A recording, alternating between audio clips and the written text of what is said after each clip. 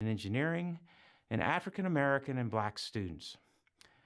We created and filled the full-time position of Associate Dean for Equity and Engagement and institutionalized diversity and inclusion committees within each of our departments.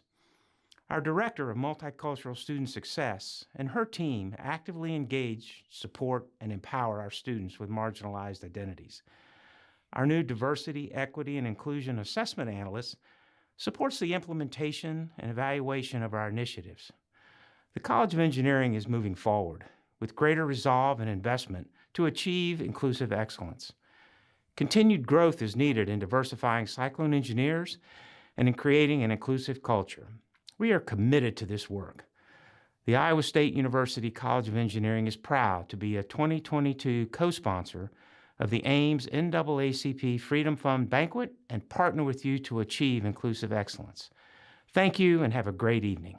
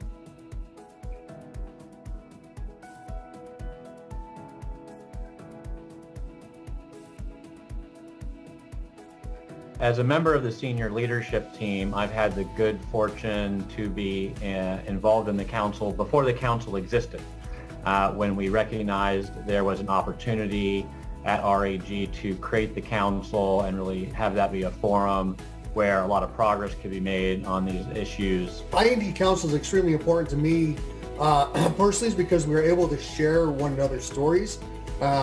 It allows us as an organization to relate to one another. We go from just an employee sitting next to you to really having that humanity and understanding the other people that we work with. The council has three strategic pillars: to lead the overall conversation and efforts to enhance inclusion and diversity at RAG, to actively represent the work that we're doing, and to act as a resource to RAG to drive inclusion and diversity efforts in recruitment, hiring, onboarding, development, and promotions at work. The experience has been really good. Actually, it was a very humbling learning experience for me personally. I'm a BIPOC person, so I thought I understood most of it, but that was not the case. And I was able to learn a lot from different trainings we had, different conversations during our meetings, and reading different literatures that we discuss about.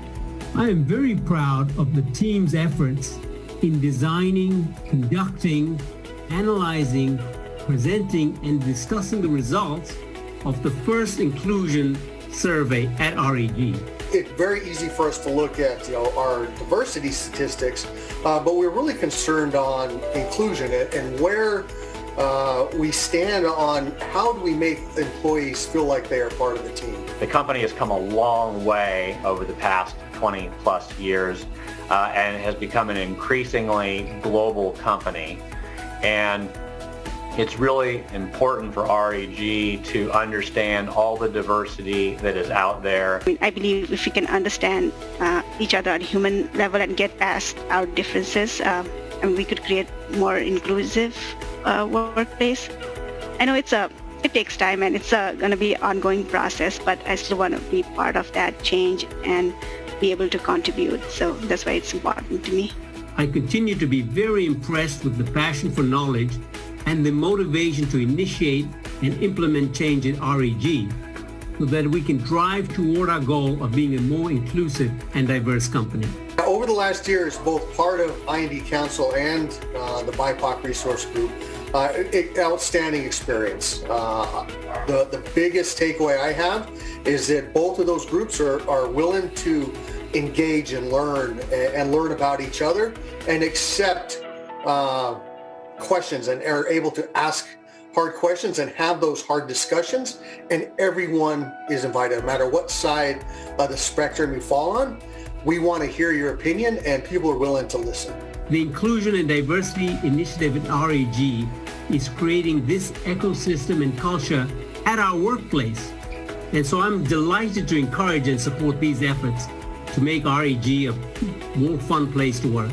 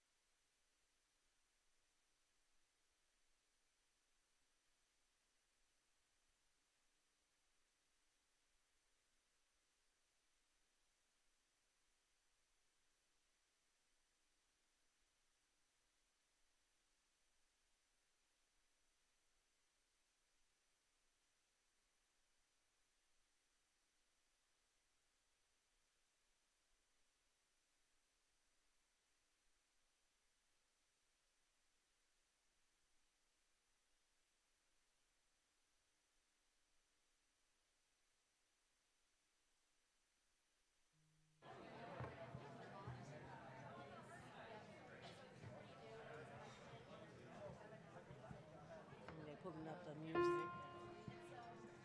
Yeah. Okay, yep. Board is in the way. Move it all, like, take it all the way off. Like that whole stuff. That's right. That works. Yeah. Thank you. Yeah, you can put it back.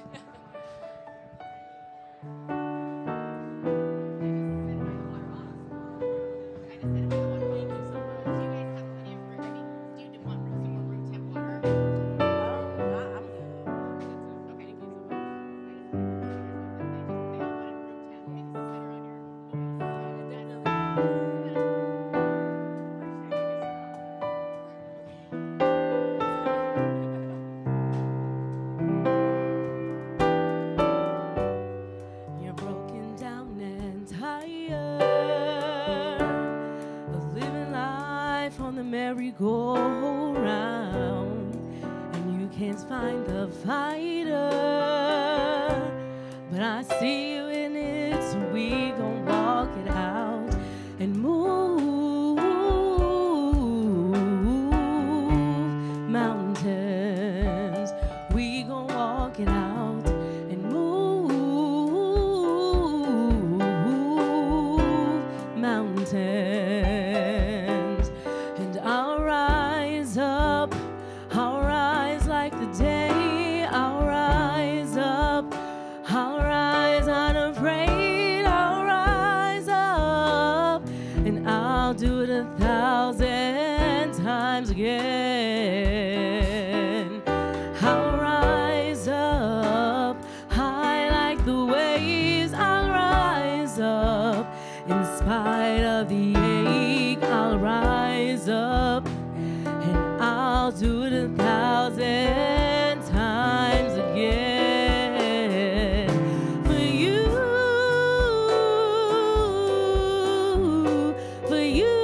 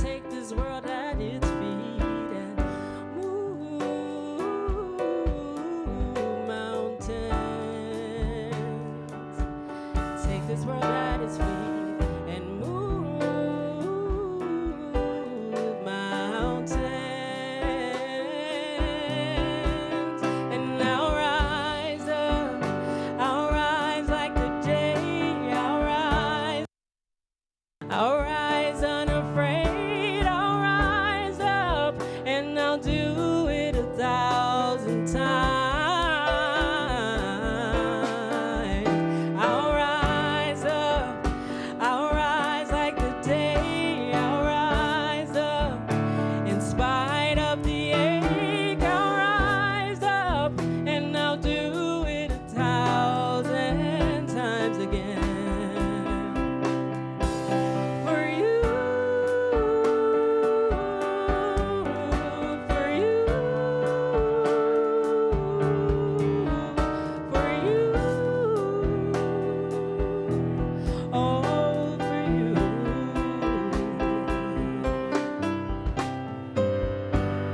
All we need is hope, and for that we have each other, and for that we have each other. Oh, we will rise, we will rise, we will rise. Oh, we will rise, rise up high like the waves. We'll rise up in spite of the ache. We'll rise up and we'll do it 1,000 times. We'll rise up high like the waves. We'll rise up in spite of the ache. We'll rise up and we'll do it 1,000 times. For you, for you, do it for you, oh, for you.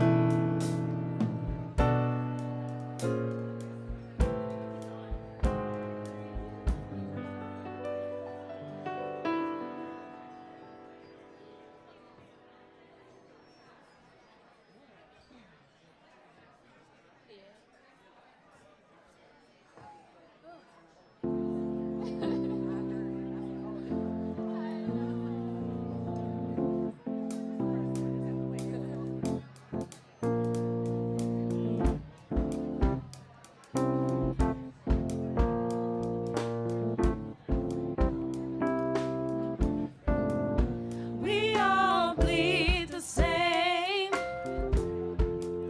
We're more beautiful when we come together.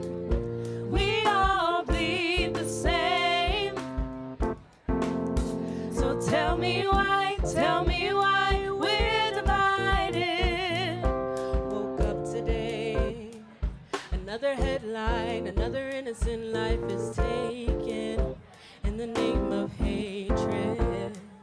It's so hard to take, and if you think that it's all good, then we're mistaken, 'cause my heart is breaking. Are you left? Are you right? Pointing fingers, taking sides. When are we gonna realize we all bleed the same?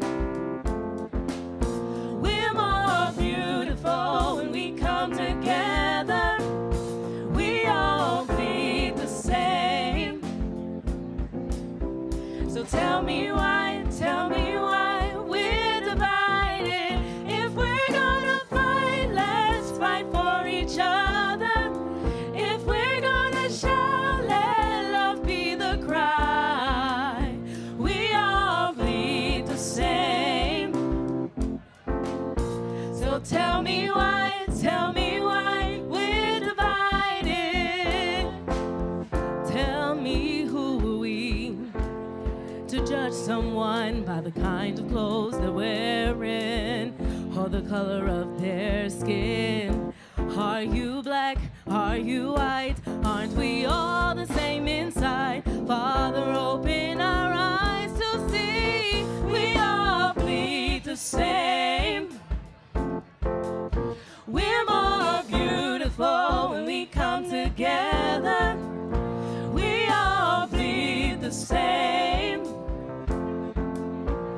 So tell me why we're divided. If we're gonna fight, let's fight for each other. If we're gonna shout, let love be the cry. We all bleed the same. So tell me why we're divided.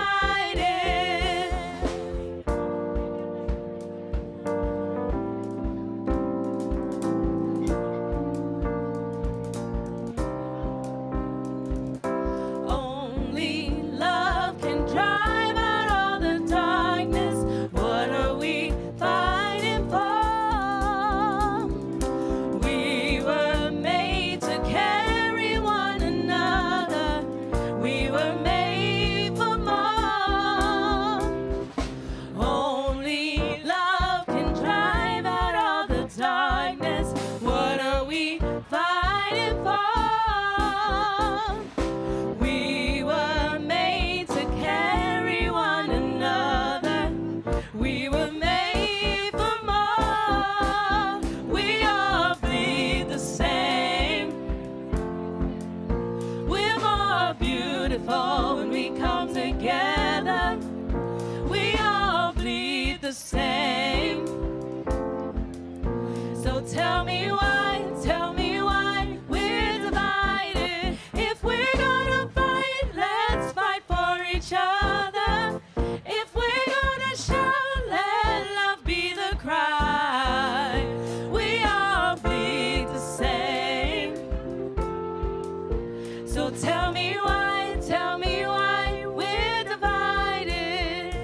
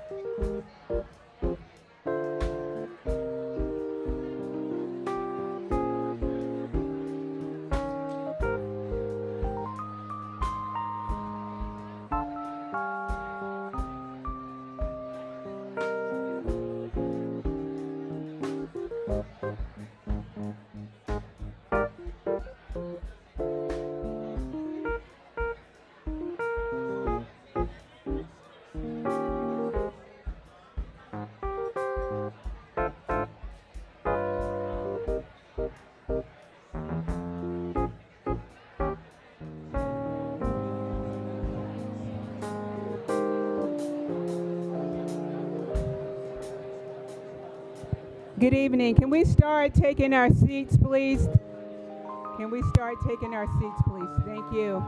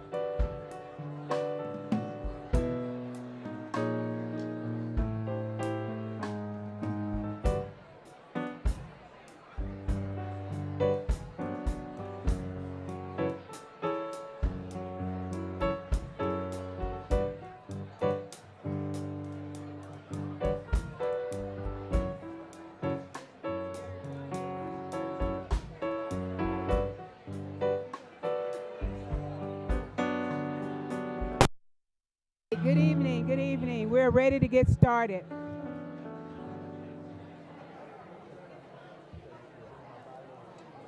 Can everyone please take a seat?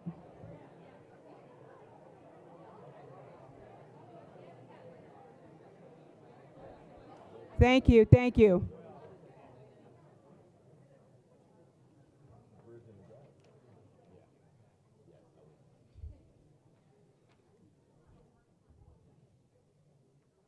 Good evening, everyone here in the room and online, and welcome to the 2022 Ames branch of the NAACP Freedom Fund event.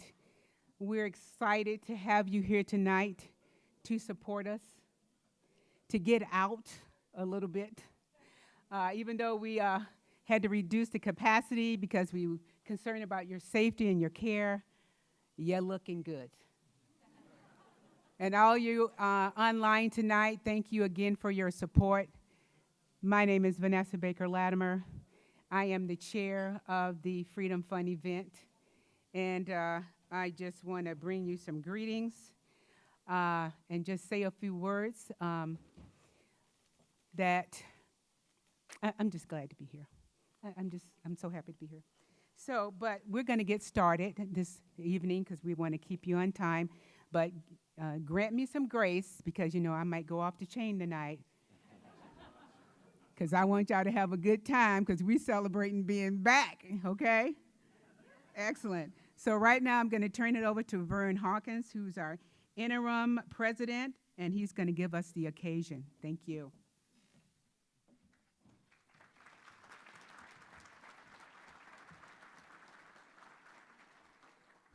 Good evening, everyone, and welcome to the 22nd Annual Freedom Fund event of the Ames chapter of the NAACP.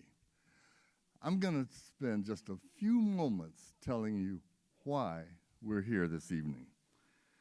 First of all, we're pleased that so many of you have chosen to either physically or virtually join us this evening. The NAACP began 113 years ago with the singular purpose of improving the treatment and living conditions of African Americans in post-Reconstruction America. But the NAACP quickly expanded to include supporting the rights and dignity of other ethnic minorities and other disenfranchised individuals among us, addressing these issues through litigation and legislation. In more recent years, the NAACP has come to actively support the LGBTQIA community and DACA. In addition to these historic initiatives, the NAACP, both nationally and locally, is addressing criminal justice issues to eliminate the incarceration disparities between whites and people of color, education issues to increase graduation rates among minorities, healthcare issues to ensure that affordable and quality healthcare is available to all, and economic sustainability, which includes economic growth for the economically impoverished among us. The NAACP is also working hard to ensure voting rights. Like many of you, I thought voting rights in the United States had been addressed and permanently established 57 years ago by the Voting Rights Act of 1965, but sadly, during these last several years, we have seen a serious erosion of voting rights all across our country. This serves as a crystal clear indication of the need for continued diligence, not only in voting rights, but in all areas of civil rights. Through your presence today, you are contributing to the ongoing legal work of the NAACP, and each of you will receive a one-year membership in the NAACP. With concerned citizens like you willing to financially support civil rights causes and, just as importantly, to join the discussions about injustices within our community and beyond, there is tremendous hope, not only for us, but more importantly, for the generations that follow. For that, the Ames chapter of the NAACP gives you our most heartfelt thank you.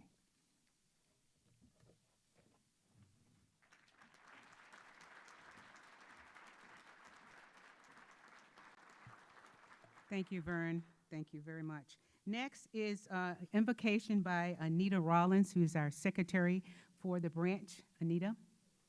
And then after that, dinner will be served, and we'll go from there. There she go.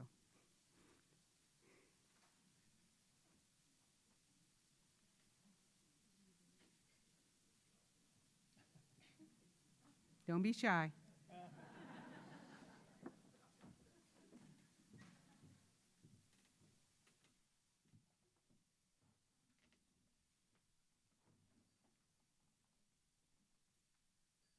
Good evening. Thank you all for being here tonight. Prayer, as we've said before, has always been central to the work of the NAACP, and it reflects the central role of religious conviction in Black culture and in activism.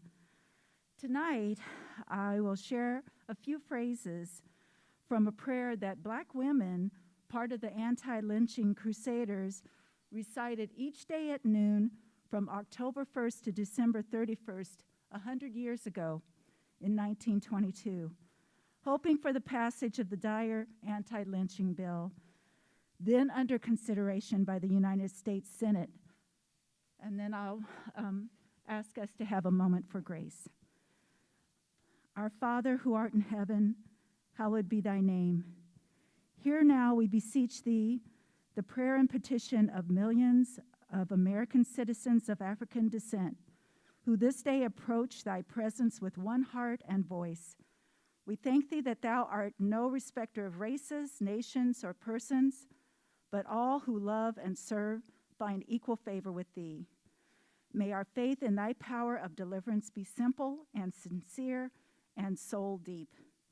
Put it into the hearts of the people and the rulers of our own land, that the true grandeur of this nation will not consist in political dominion or the mightiness of power or the magnitude of material things, but in justice, love, and mercy. Lord, thank you for these words spoken just 100 years ago.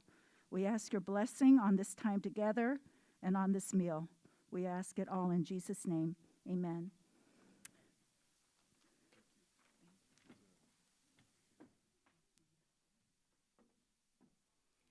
Dinner is served.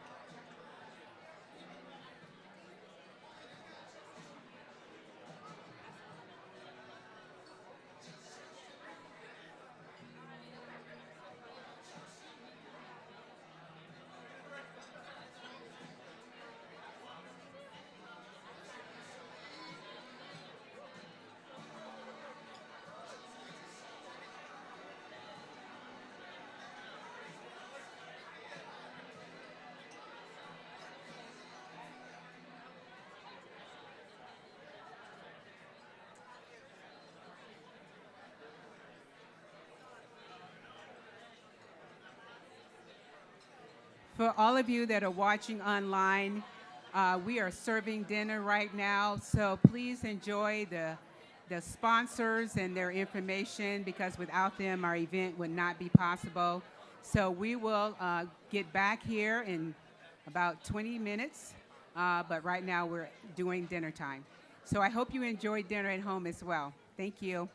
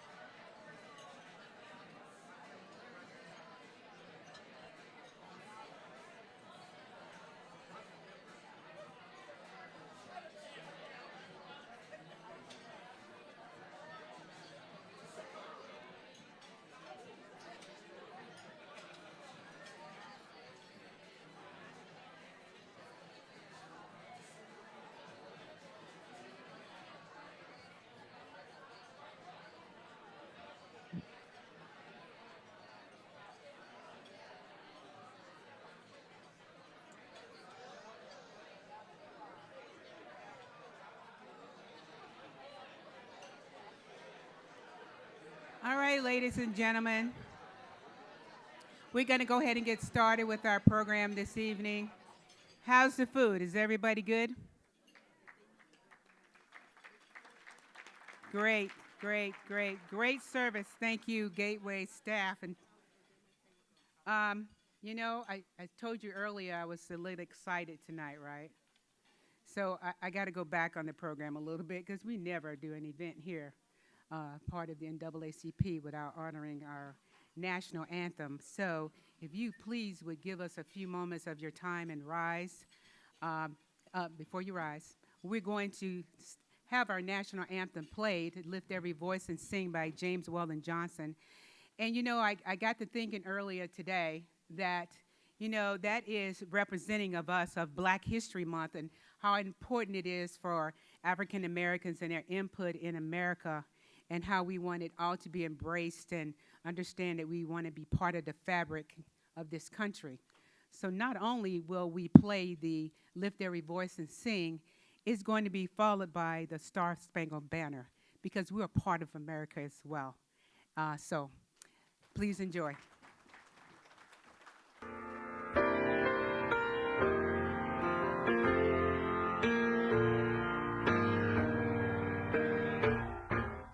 Lift every voice and sing till earth and heaven ring.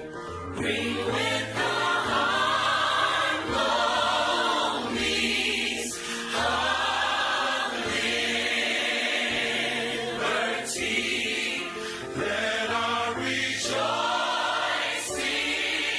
rise high as the listening sky. Let it resound. Let it resound. As the rolling sea. I like this part right here. Come on. Sing a song full of the faith that the dark past has taught us. Sing a song full of the hope that the present has brought us. Facing the rising sun of a new day begun. Let us march on. Let us march on. Till victory is won. Now we add a little something to it. Just to encourage you. We're going to take it to church later. Let's go. We'll be marching right until the victory is won. To all my brothers out there. Hold your head up, brother, till the victory is won. To all my sisters in the struggle. Keep believing, sister, till the victory is won. Till that day. Till that day comes. Hey. Let us march on. To victory. Till victory is won. Is won.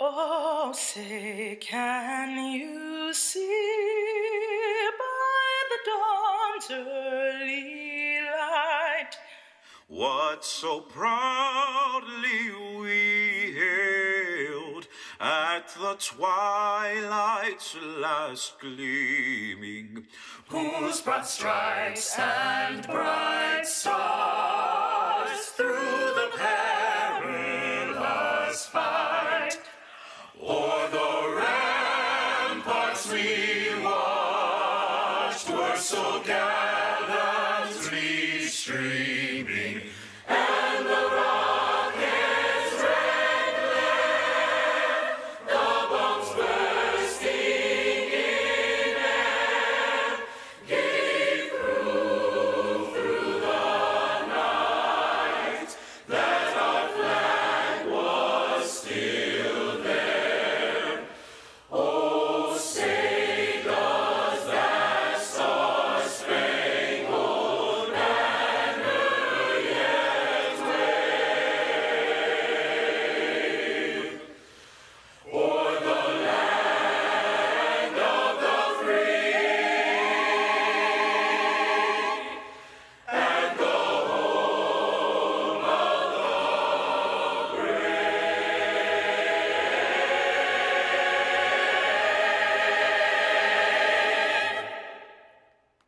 Thank you. You may be seated.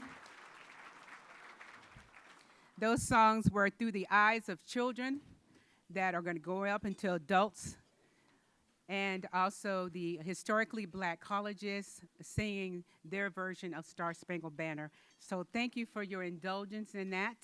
It means a lot to our organization that we can embrace all things with all people in all situations.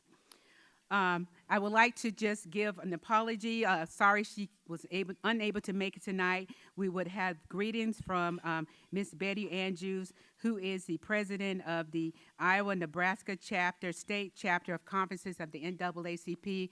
She sincerely apologized that she was not able to be here tonight, but sends her greetings and wishes that we have a successful event. And we thank her for her support of our chapters across Nebraska and Iowa, and we just thank her for her support. So with that, we'll have greetings from the City of Ames by Mayor John Haler, followed by greetings from Ms. Sabrina Shields Cook, who is the board president of the Ames Community School District, followed by a welcome video by Dr. Wendy Winterstein from Iowa State University.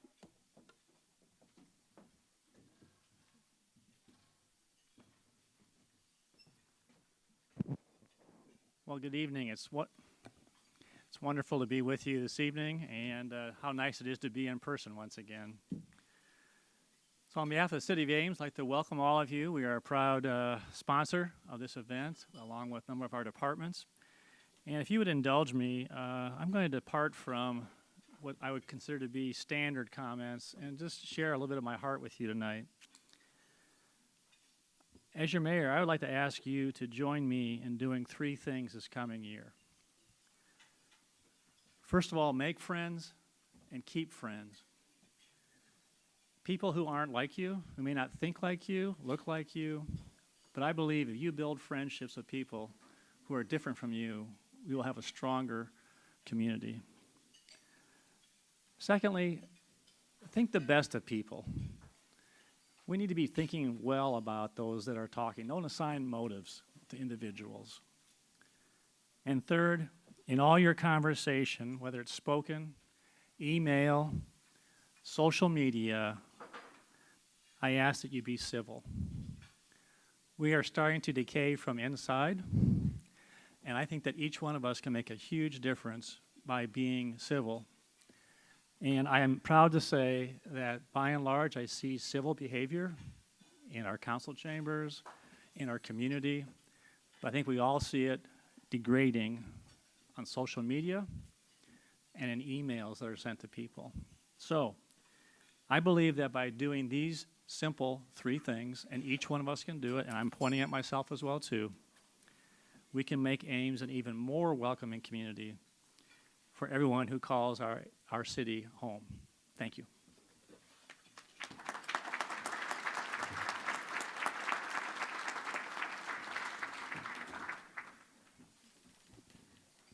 Good evening, everyone. My name is Sabrina Shields Cook. I'm the board president of the Ames Community School District Board of Directors. On behalf of the school district, I want to welcome you to this event tonight. It's really exciting to be here and see you all in person. This is one of the last normal things I remember doing prior to everything shutting down in 2020, so it's great to be back here and great to have so many folks joining us virtually as well. The mission of the NAACP is to ensure the political, educational, social, and economic equality of rights of all persons and to eliminate racial hatred and discrimination. As your community school district, we have a role in helping to achieve this mission, particularly as it relates to educational equity. In our purpose statement, the Ames Community School District commits to equity and access that empowers every individual to reach their full personal and educational potential. As a district, we've had many conversations about educational equity, but we recognize that we have not yet seen the outcomes we would like to see. I'm reminded of a quote by Dr. Ronald Edmonds, who was a pioneer of effective schools research, who said, "We can, whenever and wherever we choose, successfully teach all children whose schooling is of interest to us. We already know more than we need in order to do this. Whether we do it must finally depend on how we feel about the fact that we haven't so far." The board and staff of the Ames Community School District know that we have work to do to achieve educational equity in our district, and to create a welcoming and inclusive environment for all students, staff, families, and community members. We will continue striving towards these goals, and we want to take a moment tonight to thank you all for joining us as partners in these efforts. Thank you.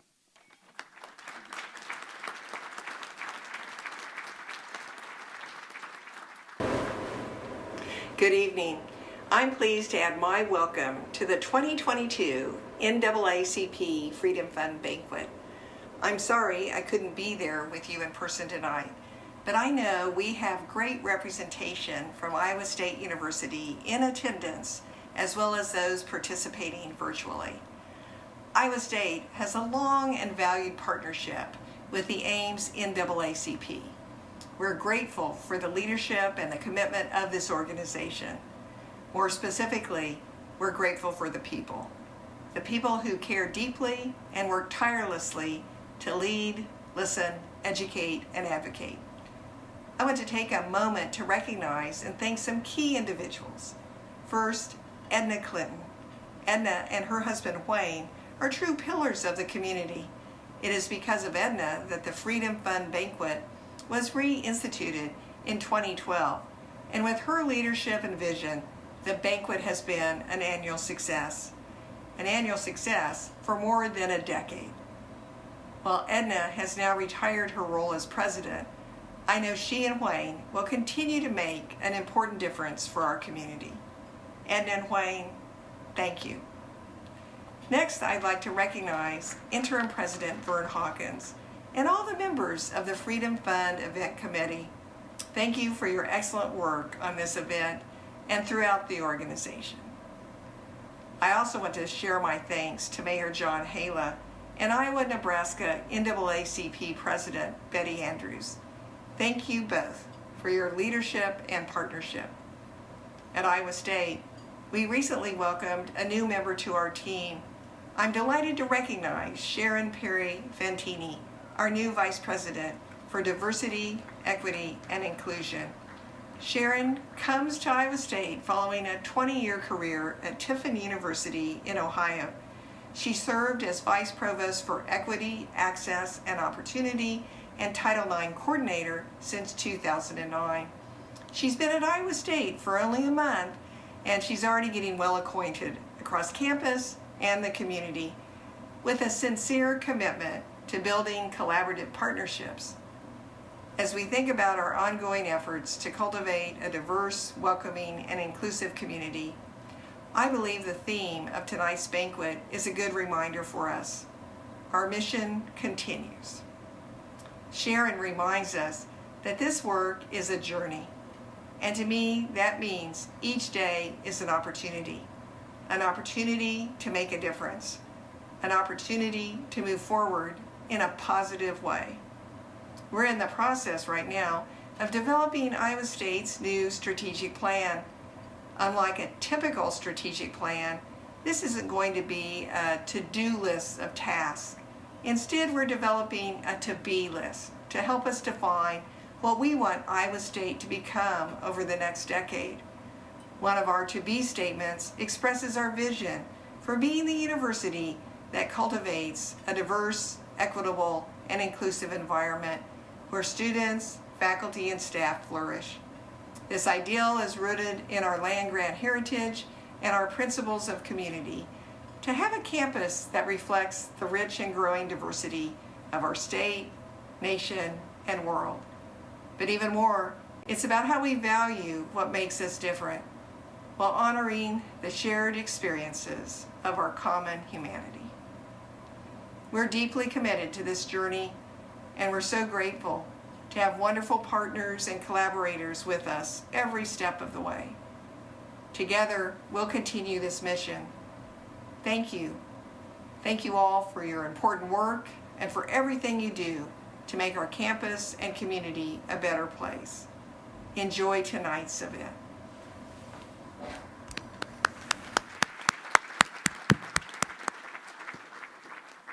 Thank you all for your warm welcome and inspiring words, and we appreciate your continued support of our organization.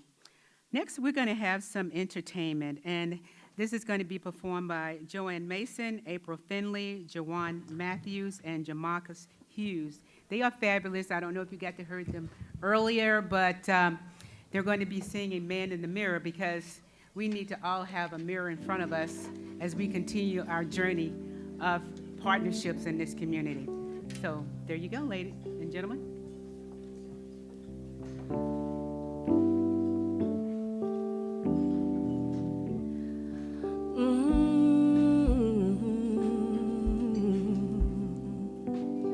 I'm gonna make a change for once in my life. It's gonna feel real good. It's gonna make a difference. Gonna make it right. As I turn up the collar on my favorite winter coat, this wind is blowing my mind. I see the kids in the streets without enough to eat. Who am I to be blind, pretending not to see their need? A summer's disregard, a broken bottle top, and a washed out dream.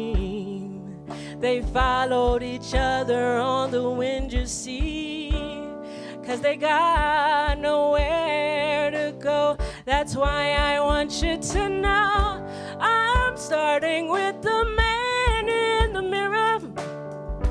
I'm asking him to change his ways, and no message could have been any clearer. If you want to make the world a better place, take a look at yourself and then make that change. Na na na na na na na na na.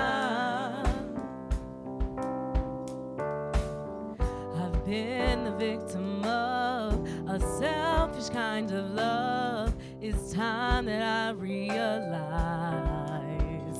there are some with no homes, not a nickel to loan. Could it be really me pretending that they're not alone? Oh well, oh deeply scarred, somebody's broken heart, and a washed out dream. They follow each other on the wind, you see, 'cause they've got no place to be. That's why I'm starting with me. I'm starting with the man in the mirror. I'm asking him to change his ways, and no message could have been any clearer. If you want to make the world a better place, take a look at yourself and then make that change. I'm starting with the man in the mirror. I'm asking him to change his ways, and no message could have been any clearer. If you want to make the world a better place, take a look at yourself and then make that change. I'm starting with the man in the mirror. I'm asking him to change his ways, and no message could have been any clearer. If you want to make the world a better place, take a look at yourself and then make that change. You gotta get it right while you got the time, 'cause if you close your heart, then you close your mind. I'm starting with the man in the mirror. I'm asking him to change his ways, and no message could have been any clearer. If you want to make the world a better place, take a look at yourself and then make that change. Na na na na na na na na na. Oh yeah. Na na na na na na na na na.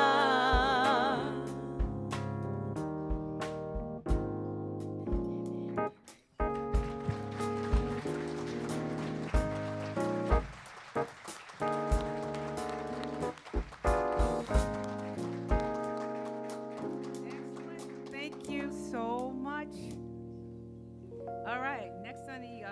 program tonight. We're going to have a recognition of our sponsors and presentation of the NAACP President's Award. And this is going to be by Vern Hawkins, who's our interim president, and Anita Rollins, who is our chapter secretary.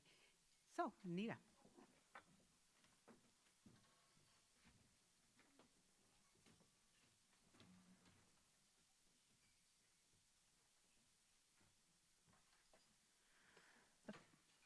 Maybe I can take this off this time.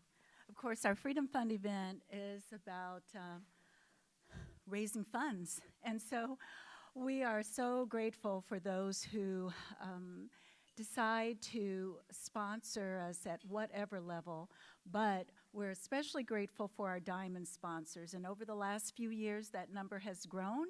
And so what we're going to do right now is recognize those diamond sponsors. These are corporate sponsors who have given $5,000, some for multiple years, in order to make sure that the work of the NAACP here in Ames can go forward. And if you want to know a little bit about the kinds of things that we do, on page 5, there's a partial list of the kinds of activities that your local NAACP has been involved in. So at this time, we'll begin with our diamond sponsor, Barilla America. Are they here tonight? Okay. Well, we will still give them a round of applause and appreciation for being one of our diamond sponsors. Next, new as a diamond sponsor is Hy-Vee. And so we invite a Hy-Vee representative to come up, and we have a little something for you. No? Okay.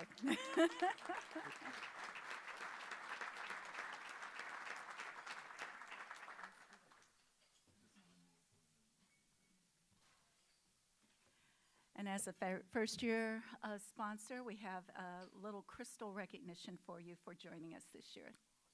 Thank you. Very good to see you again. Thank you. Appreciate it. We'll get a picture after. Absolutely. Absolutely.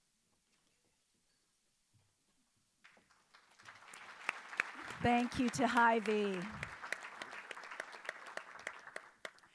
And then for a third year, Renewable Energy Group, we want to have you come up and receive an award.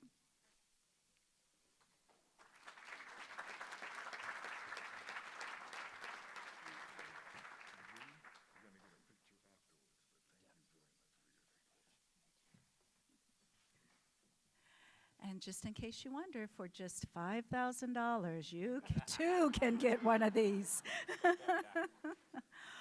Well, we would be remiss if we didn't also recognize Iowa State University. As Dr. Winterstein stated, they have been a long-standing supporter of the Freedom Fund banquet, both in its previous version as well as since we were reconstituted in 2012. And so with that in mind, we will ask Dr. Younger to come up and receive a token of our appreciation from the Ames branch of the NAACP.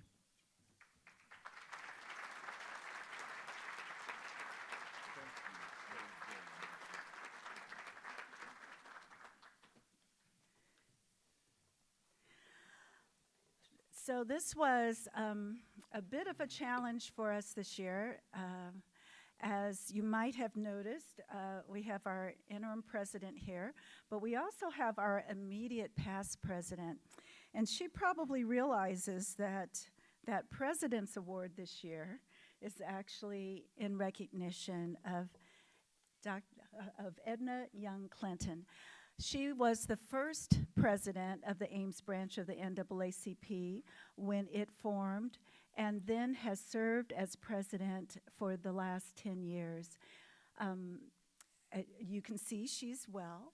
So, but at the same time, made a decision that we know was very difficult for her, but we love her. She's not far away. She's still very busy with the work of the NAACP. But we, of course, now get the chance finally to give you the President's Award in recognition of your years of service to the Ames branch of the NAACP. Edna.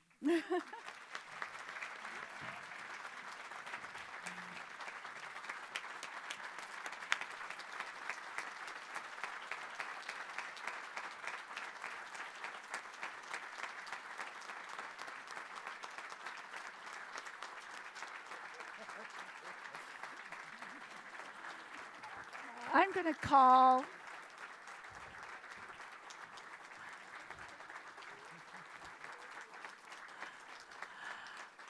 I'm also going to call David Inyang up, who is our other executive committee member, just to be in the area as we present this award and as Edna says a few words.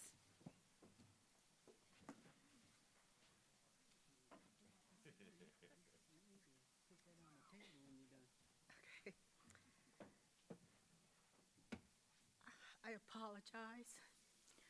Most of you who know me know that I don't have a problem telling you what we need to do to be better. But tonight, my extended family has truly surprised me. I never went into improving life for all of us with the idea that I would receive an award for it. All I can say is thank you. Thank you. Thank you for your support, for your vision, my vision, for both those in this room and those that are virtual. We can do this. There is nothing stopping us but ourselves. Make me proud that now I don't have to knock on your door. And thank you for your belief in me. Thank you.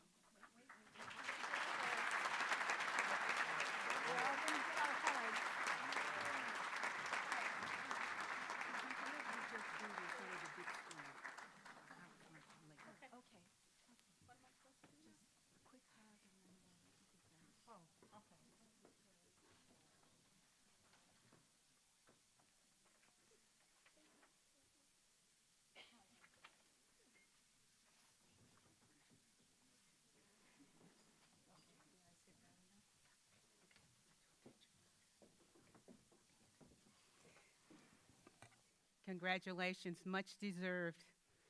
See, what comes around goes around. I feel good. All right, now we have come to the top of the hour where we get to hear an inspiring message from our keynote speaker, Joshua V. Barr, Esquire. And as you can see in your program, Joshua is a Emmy and National Award-winning transformational leader from South Carolina with an MBA and a doctorate who has trained people on human rights, diversity, equity, and inclusion issues for all 50 states and 6 continents. And from 2010 to 2012, Joshua worked in Colombia, South America, conducting investigations on institutional corruption and leading the English language immersion program of Javeriana University. Javeriana University, thank you. You know, he became the director of the Des Moines Civil Rights Commission, where he transformed the department on the verge of being shut down a year earlier to an integral part of the Des Moines municipal government. And I can go on and on about this young man. And so without further ado, please show your love and Ames welcome for Joshua V. Barr.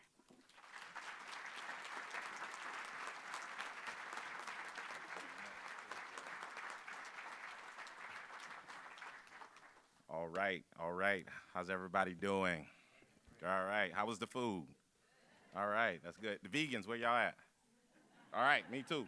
So I'm a vegan. So it's good to be here. Normally when I do keynotes at banquets, usually I tell them, hold my food, because usually you don't want to spill nothing on you. But then I look at it, I'm the last thing that's stopping y'all from leaving. So I'm like, all right, so I'll actually try to be as brief as possible, but delivering you a message that you can take home with you, both in your hearts and in your practice and what you do. First of all, I just want to say to the Mistress of Ceremonies, thank you very much for this invitation to be here tonight. I truly appreciate it. So special thank you to Vanessa Baker Latimer for inviting me. I really appreciate that. And I also want to say to the outgoing NAACP president, Edna Clinton, I met her at an event, I believe it was in 2016. And at that event, that was actually one of my earliest speaking events in Iowa, actually. So I've kind of come full circle, both as the director of the Des Moines Civil and Human Rights Commission, and now embarking out on my own, doing Raising the Bar. But at that event, it was a Race Talks event at the Ames Library. And she saw me speak, and she was like, we're going to get you to come and do the Freedom Banquet. She said, we're going to get you. That was 2016. And so every time I run into her occasionally, she shoot me email, not this year, not this year. I was like, okay, all right. Okay, so it wouldn't happen. And then finally, I win an Emmy, and I get an invite. So I'm going to actually go back and look in time and see who the other people were. Did they win Grammys, Emmys, Tonys? Like, what's special? Why suddenly you win an Emmy? And I was like, oh, hey, you get the invite. All right. So all jokes aside, but I really appreciate that, and I'm really happy to be. Now, how many of y'all are really happy to be doing some in-person events now? How many people? Yeah, it's good. It's good to be back outside. Good to be back outside. Hello to the people on camera. My mother's watching. Hi. So it's good to be back.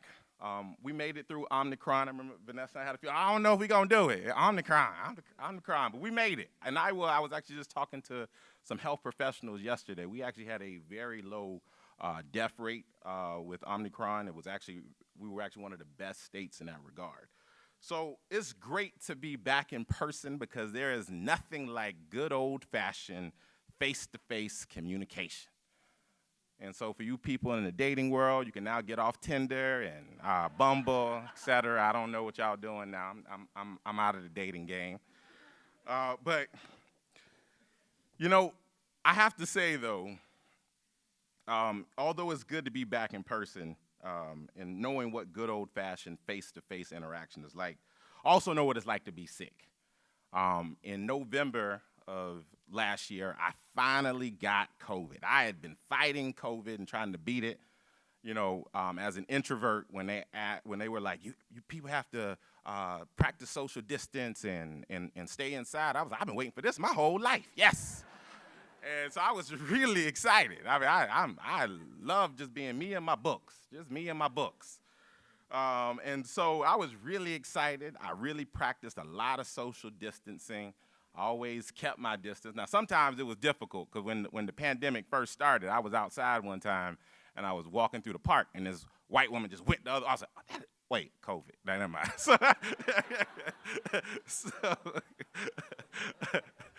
I hope it was.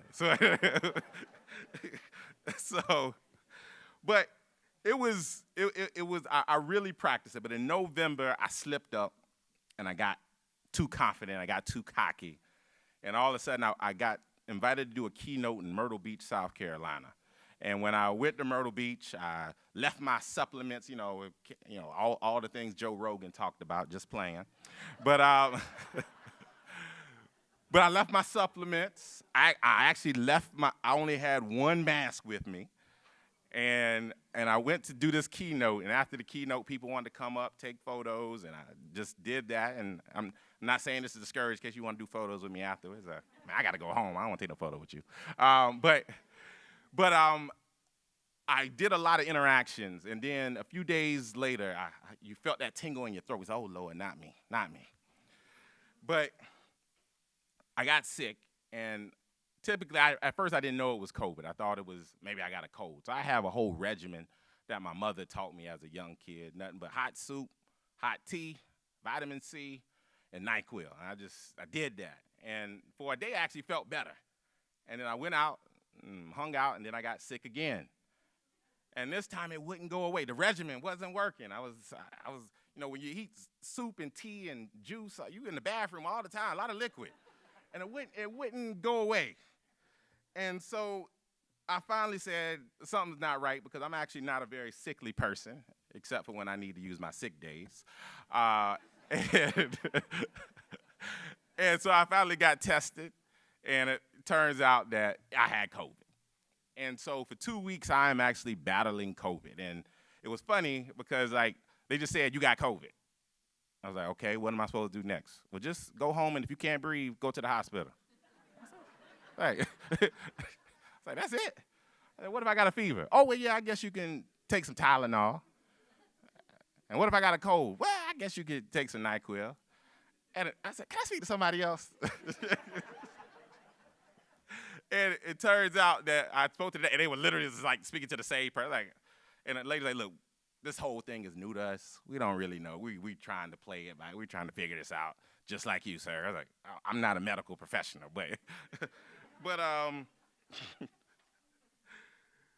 but you know, even after I got well, I actually had to deal with post-COVID fatigue for like 2 weeks. And I'm a go-getter. I don't like to stay on the move. I mean, I like to stay on the move. And I got up one day, I said, I feel good. And then my energy just, as soon as I hit the floor, my energy just went. And I stayed in bed for another 2 weeks because I wanted to truly get well. And I really wanted to get well and do the things necessary to fortify my body so I can continue to fight and not get sick again. And so I'm sharing that story to say that what happened or what originated in Wuhan, China, can always come knocking at your door if you get too cocky, if you get too confident, if you suddenly think that you are impervious to the effects of things happening somewhere else in the world. What do I mean? So right now, there's so many news reports about the breakdowns in our society, about the arguing over masks in schools, about arguing over the curriculum being taught in schools, even banning books, like we back in Salem or something. Engagement and protest in school board meetings and city council meetings, and even protest at state and federal Capitol buildings. Those are happening in every part of the country. And we can't be foolish enough to believe that Ames-Iowa is immune to those things happening right here. Because I've seen some of the news reports about the school board meetings here. I'm from Iowa, from Des Moines, so I'm right down the street. We can't get comfortable. Even during the civil rights movement, it originated in the South. But as things started to get better in the South, it moved up north. It even found its way to Detroit, a riot in Detroit, riots in Newark. It even found its way all the way to Watts, California. Now, some people actually never were involved in the movement. Actually, most people weren't. And some people, even people of African descent, actually just saw it from their TV screen. But we're dealing with a different kind of division today. Now, yes, we're still dealing with the division of race. America, if you actually discombobulate it, it spells I am race. Go ahead and play with it just in case you don't. We can't, race is in the DNA of our country. It's even in the spelling. You can't even spell America without I am race. Try it later. But at the same time, we're dealing with a different kind, and it's even more dangerous. We're dealing with a division based on the way you think, your political ideology, who you with, blood or crip, Republican or Democrat. Sorry, wrong group. So even if you live in a small town and all European or or white town, you can't run away from this, because now it's about who are you with? And if you're not with me, you are against me. No two people think exactly alike on any issue. Now, how many of y'all have brothers and sisters and y'all grew up in the same house with the same parents? Show of hands. Show of hands. All right. Now, keep those hands up. Keep the hands up for a moment. Now, how many of y'all are just like all your brothers and sisters? Okay. So even if you're in the same house, same parents, there are 5 of us. I'm the 3rd child. And for once, I'm not wearing hand-me-downs, because I had 2 older brothers. But even if we grew up in the same house and the same 2 parents, we are all in some way uniquely different. We have different needs. We have different wants. We like different food. So I think everybody in my house used to like fried chicken. But I'm the vegan now, so I can't eat that. So now I'm like black sheep. Oh, you can't eat wheat. You don't like macaroni and cheese. What macaroni and cheese ever did to you? Nah, never mind. All right. So, but my point is, every single one of us has differences, even from people we grew up in the same house with. So what do we do in a polarized world where the lines are being drawn based on who you politically identify with and what news channel you watch? So before I give you the answer, I want to give another example. In case you didn't know, in case I haven't said it enough, I am from the South. I am from South Carolina, to be exact. I am of African descent. My father's side of the family was enslaved in Williamsburg County, South Carolina, Kingstree to be exact. My mother's side of the family comes from Kershaw County, and they were enslaved in Heath Springs. I hope I got that right, Mama, if you're watching. But in black communities in the South, we have this belief, and maybe it's up here too, because I know most people from here, either from Mississippi, Chicago, if you look like me. But in the South, we have this belief that if you ignore a problem and don't go see a doctor about it, you won't get ill and die. Anybody heard of that? Yeah, I see some people laughing. So I literally have an uncle that's going through this right now. He called me today. You uncle, you want to see? Nah, I can't see a doctor. I mean, he's sick, like literally sick, but refuses to see a doctor. We have this belief that when you find out you have a condition and you suddenly get ill, lose a lot of weight, people say, see, that's because you went to see the doctor. See, that's because you knew. See, you don't die if you won't get sick if you actually don't go to the doctor. There is a belief that the sickness in knowing, not the actual disease itself, that somehow if we talk about it, it's going to affect us, that it's going to kill us. But what they don't realize is ignoring the issue, the disease is eating you up anyway. And that it's only in the acknowledging of the condition, having a discussion about the problem as soon as possible. And men, we have that issue too. I broke my arm recently, and I actually went to the doctor the same day. Man, most guys don't come in. Like, hey, I'm proud of you. Well, thank you. So I'm trying to be better. Because it was like a hairline. It just hurt me. He's like, most guys. And the doctor was like, yeah, I just broke my finger a few weeks ago, and it took me like 2 weeks. Like, yes. So, but it's only in the acknowledging. It's only in having a discussion about the problem as soon as possible and making a decision to truly change that can possibly save your life. So here you have 2 examples. One where people are overly cocky and confident, believing it can't happen to them. And then the other one where you can be willfully ignorant, trying to ignore the issues that are affecting you, believing that if you ignore it, it will just go away. Both are examples of things you should not do. It is time for us in this country, in this state, in this county, and right here in Ames to neither be cocky, hubristic, nor should we believe that we could ignore the issues that are pounding at our door, but rather we should face them head on in a determined yet civilized manner to say, we will be different. We will be different. We are not going to buy into the hubris that we are exceptional And we aren't going to play the ignorance game, but rather we're going to be honest about where we are, who we are, where we want to go, and make a plan to get there. Because in case you didn't know it, our society is just another term for house. America, the United States of America, is the house that we live in. Ames-Iowa is the house that we live in. This is our society, the community that we live in.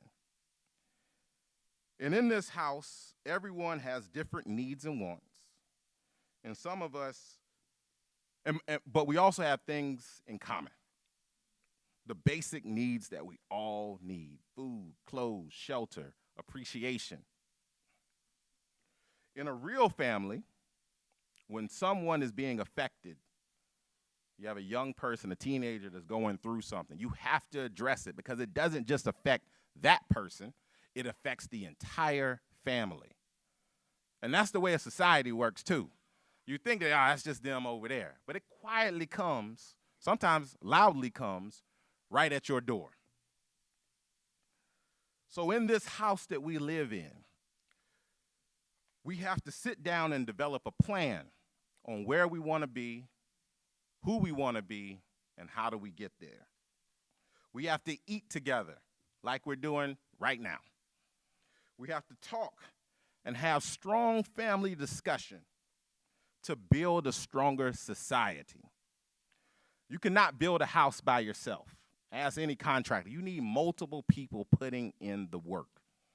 But you also can't build a family by yourself.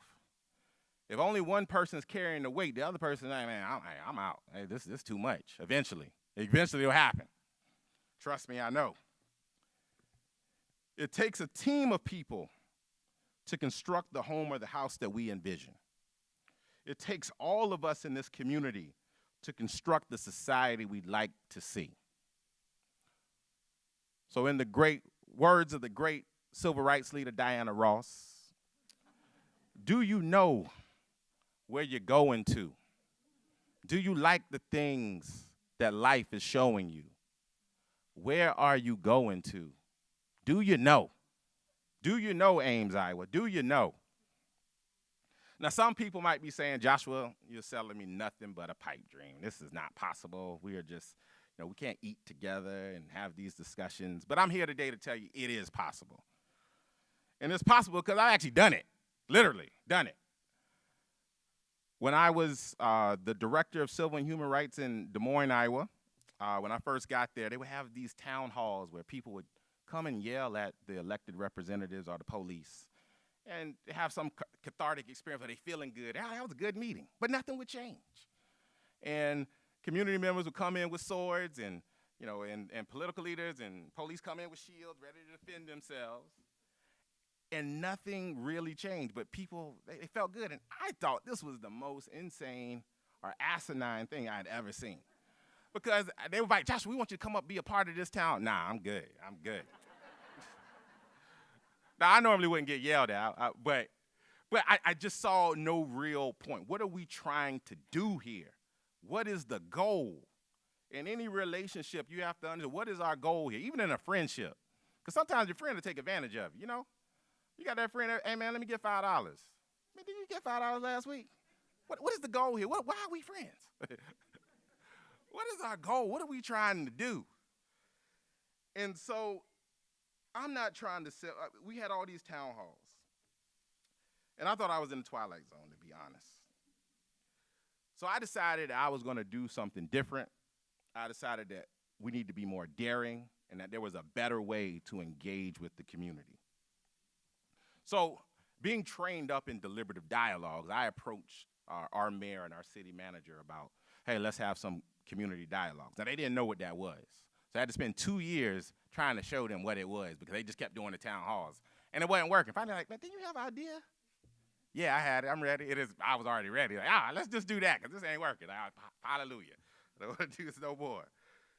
And so in these town halls, in these deliberative dialogues, we had people come together from all walks of life, We had people from elected leaders from both city, county, school board, and state in the area.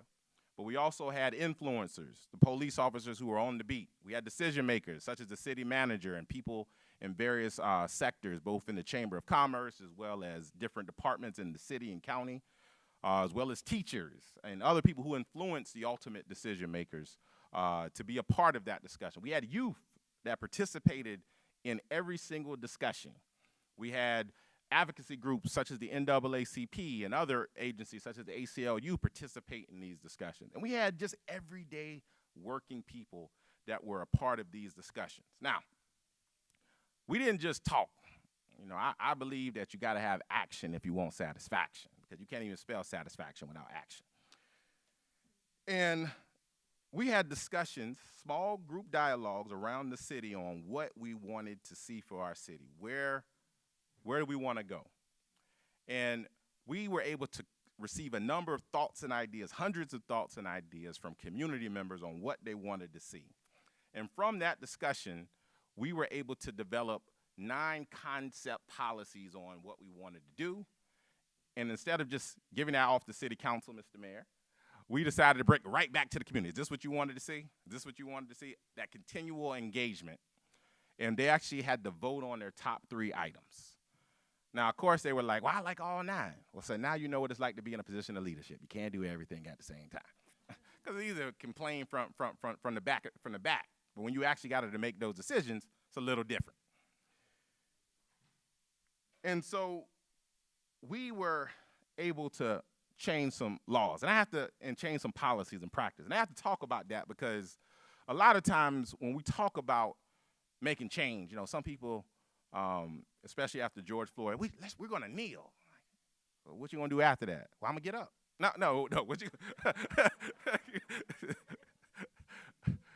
No. What actual policies or practices are you gonna put into place to ensure that things like this don't happen in your community? Because just in case you didn't know, I know we say we live in a democracy, but we actually live in a republic. You say, you know, we're a republic, and republic means rule of people. And in case you don't know, in the United States, you don't say to the democracy for which it stands, just in case, what are you talking about? You say to the republic for which it stands. So we're a democratic republic. In a democratic republic, you actually have rule of law, and we actually have to make laws. And just in case you didn't know, we're also a capitalistic society. So we also have to do things in regards to economics, improving economic conditions for people. So the policies and practices that we worked on and that we tried to implement were policies that would improve your housing opportunity, that would give grants to organizations that were trying to help people move up the socioeconomic ladder. We call that upskilling, helping people to move up. And we also decided that to build that understanding, we also wanted to do something where we change the hearts and minds of people. Because just in case you didn't know, justice can't be served cold because the people that are receiving that justice don't feel anything. Justice can never be served cold. But justice also can't be served too hot, because if it's too hot and it burns the community that thinks that they're being slighted, they're gonna come back for some revenge. Justice has to be served warm, where everybody receives a benefit from that warmth. And so one of the things that we strive to do, again, was to implement policies and practices that impacted some groups more than others, of course, but everyone could benefit from it. My example, one of the things we did was improve, source of income as a protected class, saying that you cannot discriminate against people based on the income that they receive, whether that is Social Security disability, veterans benefits, or even Section 8.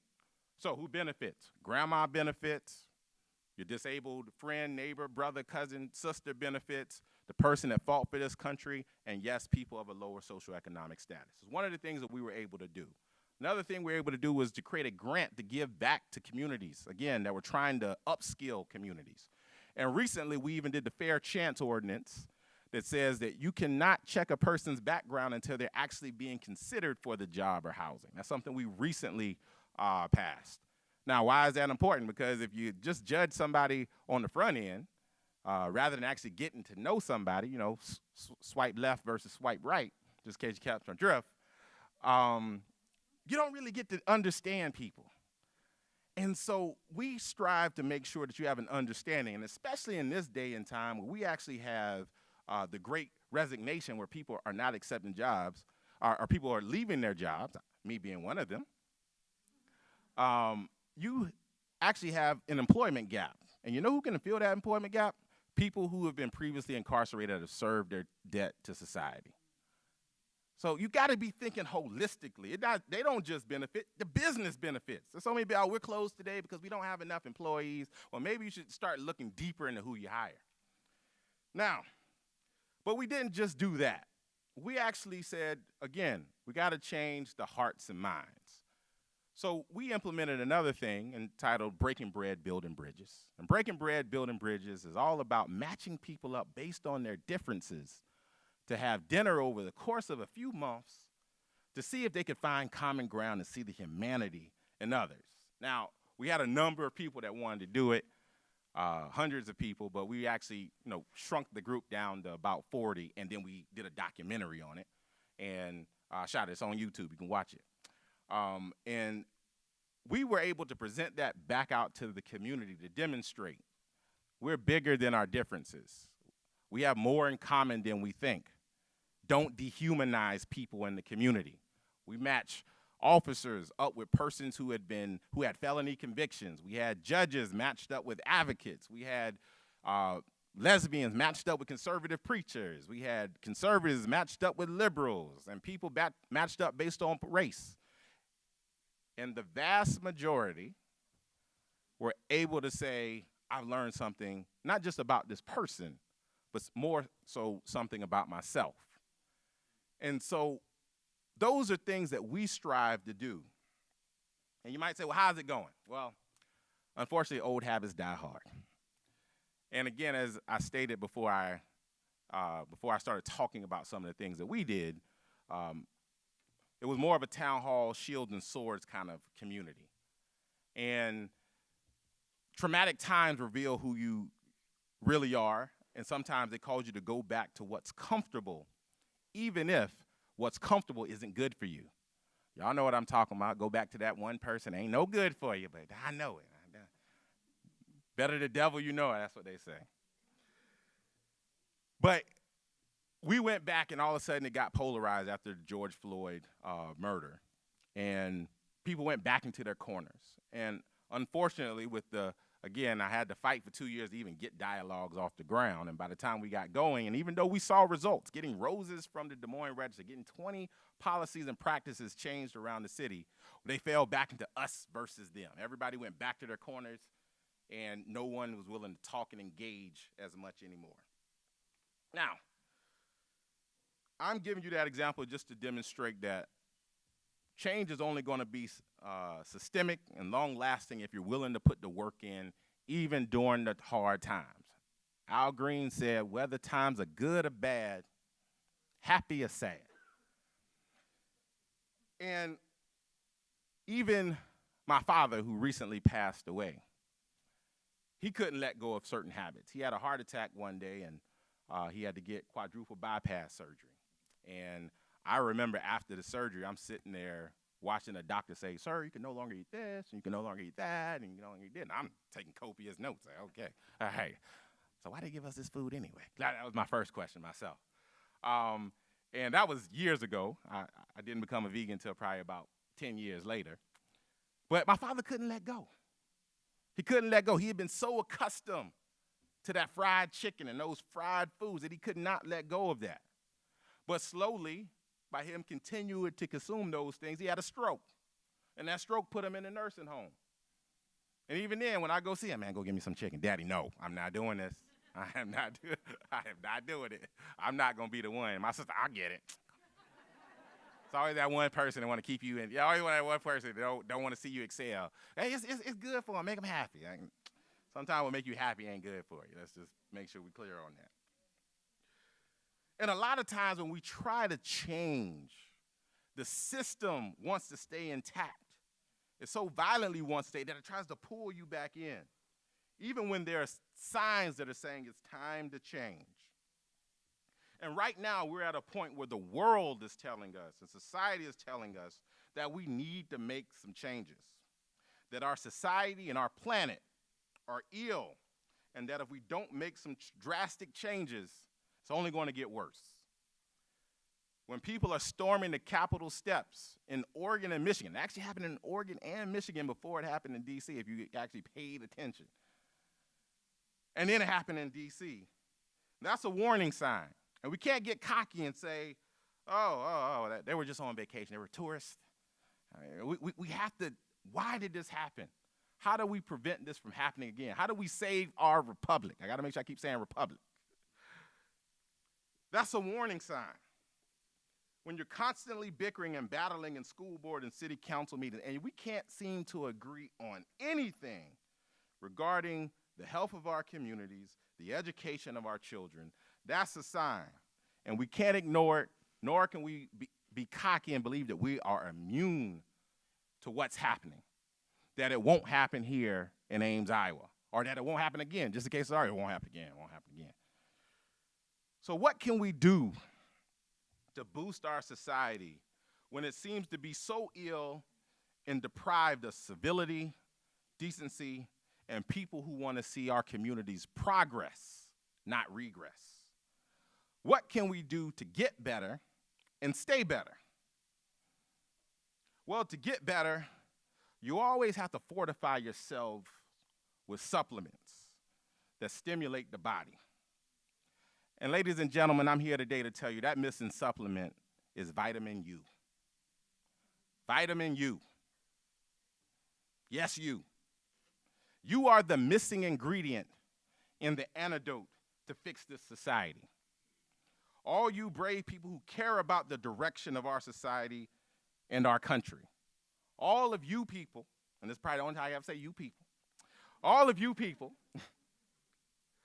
that are brave and actually care about the betterment of our children and the ability to provide for your families and to provide, and your neighbors to provide for their families. You are the missing ingredient, the missing supplement that can fortify and strengthen our communities. Vitamin U is essential to cultivating a healthy community where everyone has the opportunity to not just survive, but thrive. Vitamin U is necessary, it's essential in order to bring us to where we want to go and to be who we want to be. Now, I know some of you will say, well, yeah, if you just vote. But I'm here today, ladies and gentlemen, to tell you, voting alone is not enough. What we need today is called civic engagement. And civic engagement, voting is just a part of that. Civic engagement is about being engaged in what's happening in our neighborhoods. It's about attending city council meetings and meeting and talking with your city council members and school board members, because it's relationships that change hearts and minds. It's about community engagement and community patrol of communities, not just police officers in their cars, but actually talking with people so they can see the humanity in both the community member and the community member seeing that this is more than just a person with a gun. To do that, you have to come out of your shell. You have to get uncomfortable. It takes hard work, and it's difficult work, and there is no guarantee that you're going to slip, fall, or get sick again. But the only way you're going to get better is if you get involved. You are needed in this fight called the fight for the soul of America.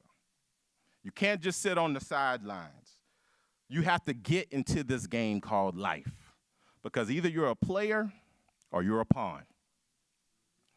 Now, some of you might be saying, is he talking to me? Yes, I'm talking to you. And you, and you, and you, and you, and you. Because each of us has something different to offer. You have vitamin U1, vitamin U2, vitamin U3, vitamin U 66,000, because there's 66,000 people in Ames. Each and every one of you has something different to offer to your community. Everyone brings something different to the table, because as we all noted earlier, every one of us has a different talent, ability, need, want, and desire. And all of those things can bring about the crafting of this community into the place that we want it to be. And eventually, all those yous transform to us, because you cannot do this work alone. The antidote is called us, because the only ones who can save us is us. And just in case you didn't know, in case you might be religious, James 2:16 says, faith without works is what? Dead. And just in case you might be secular, Mariah Carey says the hero lies in you. So we have to put in the work. Every one of us has a role to play, both individually and as institutions. Institutions such as the NAACP, institutions such as the Iowa State University, institutions such as Hy-Vee, institutions such as religious institutions, the Ames Chamber of Commerce, et cetera, et cetera, et cetera. The antidote to creating a healthy society is all of us constantly educating ourselves and embracing truth, even when it's uncomfortable. The antidote is us being willing to get out of our comfort zones, engaging with our neighbors, having dialogues within our community, including people who think differently from us, to build a better understanding of what they're going through and what we're going through, even if we don't agree on everything. We have to have dialogue with our brothers and sisters in the community. We have to attend city council meetings. We have to go to county council meetings. And we have to go to neighborhood association meetings. No, you won't be able to make it to every meeting. I'm not asking that. But I'm asking you to be committed. Committed to you being part of the change called us. We have to counteract the negativity that is slowly eating at our society. And our society won't crumble tomorrow, but it will happen over time if we don't make the necessary changes and fortify our communities with you today. Our grand business is not doing what lies dimly at a distance, but to do what lies clearly at hand. And these are the sign of the times. If you're on Twitter, you can hear talks about civil war and ideology and et cetera. What clearly lies at hand is for us to engage with one another and to create the future that we all desire, where all of us can move up the socioeconomic ladder. Because the future cannot be predicted. We always, Nostradamus and that Jamaican lady, I forget her name. Call me now for your free reading. It can't be predicted. But the future can be, Miss Cleo, that's it. The future can't be predicted, but it can be invented. Every moment that we're breathing, we invent the future with our choices and with our actions. And every action we take is the history we are writing for our future. People can determine their future and invent their future if they understand what's going on. And it's going to take a lot more good people trying to make things better before we see real changes in our communities and in our society. Because as the theme of this event says, our mission continues to that road called progress. And there's never going to be an actual point. We have to keep moving down that road. Because when the economic disparities continue to widen, the mission continues, and we need you. When COVID-19 has revealed the cracks in our systems in regards to housing and employment and who is an essential worker and why an essential worker can't get a living wage, our mission continues, and we need you. When there are questions about education, and when I went to school and I learned that Black Lives Matter doesn't say only Black Lives Matter, and for some reason we debate that. The mission continues, and we need you. When there are questions about voter suppression and suppressing voter rights, and when rural communities people are leaving and the communities are suffering, and hospitals are leaving, and sick people and people can't get health care and have to wait and drive 60 miles away to get the things they need, the mission continues, and we need you. So my question to you is, are you up for the task? Are you willing to put in the work? And are you willing to dedicate yourself to a cause bigger than yourself, working collectively with others as we work to create a better future?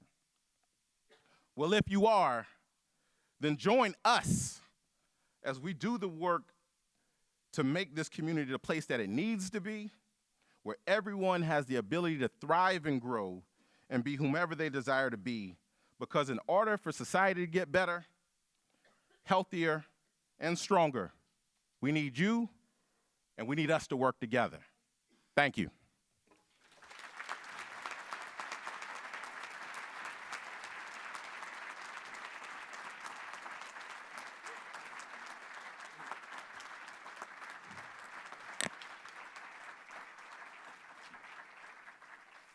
Excellent. Thank you so much for that message.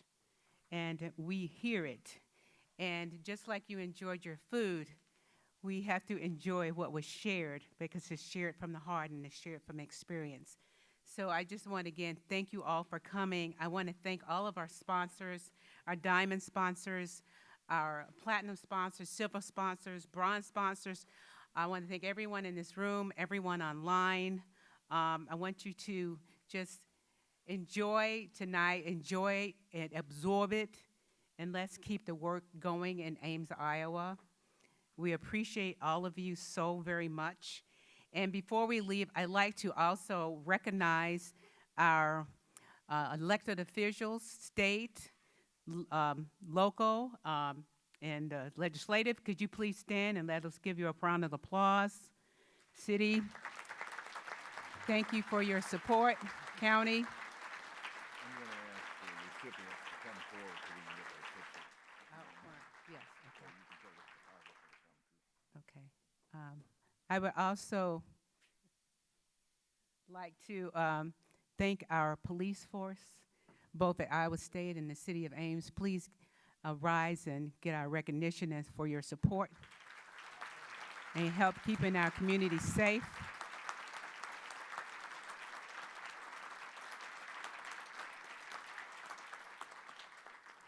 And also our medical professionals, McFarland Clinic, Mary Greeley. Please rise and be recognized because we need you right now and we want to continue to support you. I know we have McFarland Clinic. Please just rise. Thank you for your support here tonight and for the community. To help keep us healthy. And again, I know I'm standing between you and something you're going home to. But again, I just want to thank Josh, and we will hopefully see you again because you're an inspiring young man, and I can say that. And we thank you so much for the food you just gave us to continue to nourish our minds, bodies, and spirits. So with that, for those who received the awards and so forth, we want to have you take a photo out in front of our stand. And again, I won't keep you all. Thank you, and we'll hope to see you in 2023. And then that is it. Thank you.